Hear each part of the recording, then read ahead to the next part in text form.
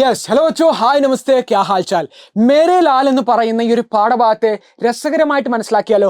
Surdas. Okay, so Hindi സാഹിത്യത്തിൽ ഞാൻ എപ്പോഴും പറയുന്നത് നിർഗുൺ ഭക്തി, സഗുൺ ഭക്തി എന്ന് പറയുന്ന രണ്ട് ശാഖകളുണ്ട്. ഓക്കെ, ഒന്ന് നോട്ട് ചെയ്ത് വെച്ചോളൂ, വളരെ ഇമ്പോർട്ടൻ്റ് ആണ്. കാരണം സൂർദാസിനെ കുറിച്ച് ഒന്ന് എക്സ്പ്ലെയിൻ ചെയ്യാൻ ചോദിച്ചു കഴിഞ്ഞാൽ നിങ്ങൾക്ക് എഴുതാം. സോ നിർഗുൺ, അതുപോലെ തന്നെ എന്തൊക്കെയാണ്, രണ്ടാമത്തെ ആൾ എന്താണ്, സഗുണാണ്. രണ്ടും തമ്മിൽ വലിയ ബന്ധങ്ങളൊന്നുമില്ല. കാരണം എന്താണ്, രണ്ടും ഓപ്പോസിറ്റ് ആണ്. ഓക്കെ, സഗുൺ നിർഗുൺ. ഓക്കെ, സോ സഗുൺ നിർഗുൺ എന്തിനാണ് ഭക്തിയിൽ രണ്ടായിട്ട് തരംതിരിച്ചത്? ഭക്തിശാഖയെ എന്തിനാണ് രണ്ടായിട്ട് തരംതിരിച്ചത് സാറേ എന്ന് ചോദിച്ചു കഴിഞ്ഞാൽ 1300-കളിൽ ഇത് രണ്ടും ഞാൻ എന്തിനാണ് നടുക്കൊരു എന്താണ് അങ്ങോട്ടൊരു ക്രോസ് സെക്ഷൻ ഒക്കെ കൊടുത്തത്? രണ്ടും തമ്മിൽ ശത്രുക്കളാണ്. ഓക്കെ, മത്ലബ് ശത്രുക്കൾ നെയ്യേ, രണ്ടും both are entirely different. Okay, so ഭക്തി എന്ന് പറയുന്നതിനെ രണ്ടാക്കിയിട്ട് നമുക്ക് എന്ത് ചെയ്യാം, ഡിവൈഡ് ചെയ്യാം. ഒന്നാണ് നിർഗുൺ, മറ്റേതാണ് സഗുൺ. സോ സഗുൺ നിർഗുൺ ഭക്തിശാഖ എന്ന് പറയുന്നത് ഹിന്ദിയിലെ ഗോൾഡൻ പീരീഡ് ആയിട്ടാണ് കണക്കാക്കപ്പെടുന്നത്. ഇറ്റ്സ് ഗോൾഡൻ ഇറ. ഓക്കെ, ഹിന്ദി സാഹിത്യത്തിലെ ഒരു ഗോൾഡൻ ഇറയായിട്ടാണ് നമ്മൾ ഭക്തി കാലിനെ കാണുന്നത്. സെറ്റ് അല്ലേ? അതിലെ ഏറ്റവും ഇമ്പോർട്ടൻ്റ് ആയിട്ടുള്ള ആൾക്കാരാണ് നമ്മുടെ ലിയോദാസ് അല്ല, കബീർ ദാസ്. ഓക്കെ, സോ കബീർ ദാസ്, അതുപോലെ സൂർദാസ്, തുളസിദാസ്, റെയിൻദാസ്, അങ്ങനെ ഒരുപാട് ആൾക്കാരെ നമ്മൾ കേട്ടിട്ടുണ്ടാവും. അപ്പോൾ അതിൽ ഏറ്റവും ഇമ്പോർട്ടൻ്റ് ആയിട്ട് എന്താ സാറേ നിർഗുൺ, എന്താ സാറേ സഗുൺ എന്ന് ചോദിച്ചു കഴിഞ്ഞാൽ വളരെ സിമ്പിൾ ആയിട്ട് ഞാൻ പറയും, നിർഗുൺ എന്ന് പറയുന്നതിൽ ഗുരുവായിട്ടാണ് കാണുന്നത്. ഗുരുവിനെയാണ് ആക്ച്വലി ദൈവമായിട്ട് കാണുന്നത്. കബീർ ദാസ് ജി പറയുന്നുണ്ട്, ഗുരു ഗോവിന്ദ് ധോക്കടെ കാക്കേ ലാവു പായി ബൽഹാർ ഗുരു അപ്പനെ ജിന് ഗോവിന്ദ് ദിയോ ബതായ്. കബീർ ദാസ് ജി എന്താണ് പറഞ്ഞത്? വളരെ സിമ്പിൾ ആണ്. ഈശ്വരനും ദൈവവും എൻ്റെ മുന്നിൽ അല്ല, ദൈവവും ഗുരുവും എൻ്റെ മുന്നിൽ, ഈശ്വരനും ഗുരുവും എൻ്റെ ഗുരുവും മുന്നിൽ നിൽക്കുവാണെങ്കിൽ ഞാൻ ആദ്യം ഗുരുവിൻ്റെ ചരണങ്ങളിലാണ് വീഴുക. കാരണം ഗുരുവാണ് അന്ധകാരമറ്റായിട്ടുള്ള അജ്ഞാനം, അന്ധകാരമായിട്ടുള്ള അജ്ഞാനത്തിൽ നിന്ന് വെളിച്ചമാകുന്ന ജ്ഞാനത്തെ കാണിച്ചു തന്നത് എൻ്റെ ഗുരുവാണ്. അതുകൊണ്ട് തന്നെ ഗുരുവിൻ്റെ ചരണങ്ങളിലാണ് ഞാൻ വീഴുക എന്ന് പറയുന്നത് ആരാടാ? കബീറാണ്. സോ കബീർ ദാസ് ആണ് അവിടെ ഏറ്റവും ഫേമസ് ആയിട്ടുള്ള ഓഥറായിട്ട് കാണുന്നത്. എപ്പോഴും ഗുരുവിന് പ്രാധാന്യം കൊടുക്കുന്നു. ഓക്കെ, അപ്പോഴെന്താണ് സഗുൺ ഡിഫറൻസ്? സഗുൺ എന്ന് പറയുന്നിടത്ത് എന്താണ്, ഒരു ഈശ്വരൻ എന്ന് പറയുന്ന ഒരു രൂപമുണ്ട്.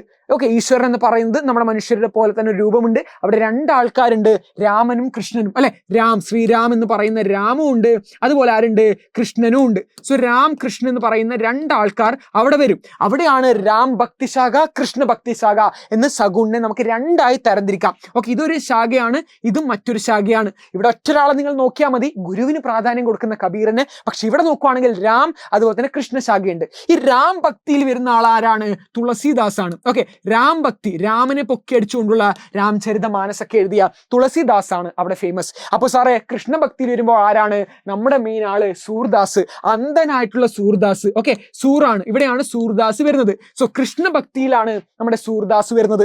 സോ സൂർദാസ് എവിടെയാണ്? ഭക്തിശാഖയിലെ, സഗുൺ ഭക്തിശാഖയില് നമ്മുടെ കൃഷ്ണഭക്തിയാണ് നമ്മുടെ ആര് വരുന്നത്? സൂർദാസ് വരുന്നത്. വളരെ സിമ്പിൾ അല്ലേ? ഇനി പറയട്ടെ ഞാൻ എന്താണെന്ന്.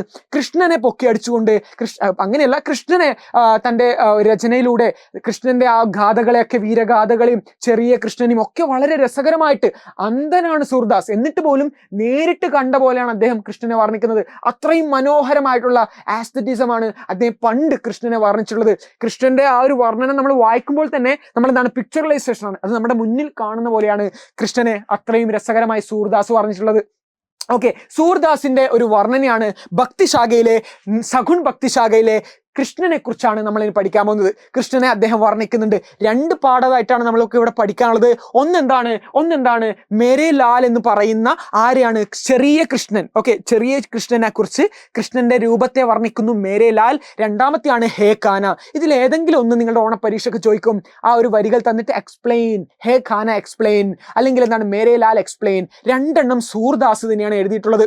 ഒന്ന് ചെറിയ കൃഷ്ണനെയാണെങ്കിൽ, ഈ ഒരു മേരെ ലാൽ എന്ന് പറയുന്നത് കുറച്ച് ചെറിയ കൃഷ്ണനെയാണെങ്കിൽ കുറച്ച് വലുതായിട്ടുള്ള ഒരു അഡോൾസൻസിലൊക്കെയുള്ള കൃഷ്ണനെ കുറിച്ചാണ് രണ്ടാമത്തേൽ വർണ്ണിച്ചുള്ളത്. ഓക്കെ, ഇത് മേരെ ലാൽ, ഇത് ഹേ കൃഷ്ണ. കുറച്ച് വലുതായിട്ടുള്ള കൃഷ്ണനെ കുറിച്ചാണ് ഹേ ഖാനയിൽ വർണ്ണിക്കുന്നത്.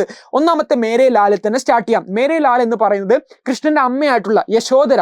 ഓക്കെ, കൃഷ്ണയുടെ അമ്മയായിട്ടുള്ള യശോദര കൃഷ്ണന്റെ ആ രൂപത്തെ വർണ്ണിക്കുന്ന വർണ്ണനയാണ്. വളരെ എന്താണ്, അത്രയും വളരെ ബ്യൂട്ടിഫുൾ ആയിട്ടുള്ള വർണ്ണനയാണ്.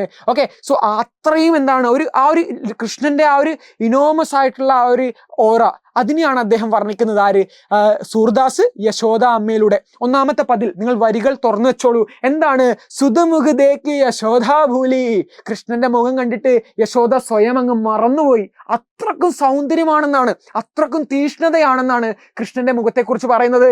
അല്ലെങ്കിൽ എന്താണ്, ഒരു ലോട്ടസില്ലേ, നമ്മുടെ ആ താമരപ്പൂവിൽ മിന്നലടിച്ച പോലുള്ള പ്രകാശമാണ്, ഓറയാണ് ചെറിയ കൃഷ്ണന്റെ മുഖത്ത് എന്നാണ് വർണ്ണിക്കുന്നത്. നോക്കാം. എന്താണ് പെഹലെ പദമേ, ഒന്നാമത്തെ പദിൽ യശോദ അപ്പനെ പുത്ര കൃഷ്ണ കാ മുഖ് ദേക്കർ ആനന്ദ് സെ ഭർ ജാത്തി ഹെ. തന്റെ മകനായിട്ടുള്ള കൃഷ്ണന്റെ ആ ഒരു കുഞ്ഞി, ആ ഒരു ചെറിയ, നിങ്ങൾക്കറിയാം ചെറിയ കൃഷ്ണനാണ്, ആ കുട്ടിയുടെ മുഖം കണ്ടപ്പോൾ യശോദാമ്മ സ്വയം തന്നെ മറന്നു പോവാണ് ചെയ്യുന്നത്. അത്രയും സൗന്ദര്യമാണെന്നാണ് വർണ്ണിക്കുന്നത്. വഹ് നന്ദ് കോ ബുലാക്കർ. ആരാണ് നന്ദ് സാറേ? നന്ദ് എന്ന് പറയുന്നത് യശോദര എന്ന് പറയുന്നതിന്റെ ആരാണ്? ഹസ്ബൻഡ് ആണ്. ഓക്കെ, അവരുടെ സ്പോസ് ആണ്. ആരുടെ?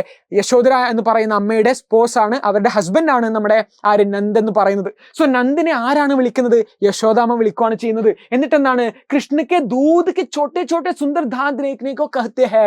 കൃഷ്ണന്റെ വളരെ ചെറിയ പാൽപ്പല്ലുകളെയാണ്. ഓക്കെ, എന്താണ്? ദൂത് കി ജോ ദാന്ത് ഹെ നാ, പാൽപ്പല്ലുകൾ, ചോട്ടെ ചോട്ടെ ദാന്ത്, ആ ഒരു പാൽപ്പല്ലുകൾ കാണാൻ വേണ്ടിയിട്ട്, കൃഷ്ണന്റെ ആ ഒരു ചെറിയ ചെറിയ പല്ലുകൾ, ആ ഒരു ചിരി കാണാൻ വേണ്ടിയിട്ട് ആരെയാണ് ഇൻവൈറ്റ് ചെയ്യുന്നത്? നമ്മുടെ യശോദരാമ്മ നന്ദിനെ ഇൻവൈറ്റ് ചെയ്യുന്നു. നന്ദ് ഇവിടെ പുറത്താണ്ടാ ഉള്ളത്. നന്ദിനെ എന്ത് ചെയ്യുന്നു? അകത്തേക്ക് ഇൻവൈറ്റ് ചെയ്യുന്നു. വരൂ, കാണൂ.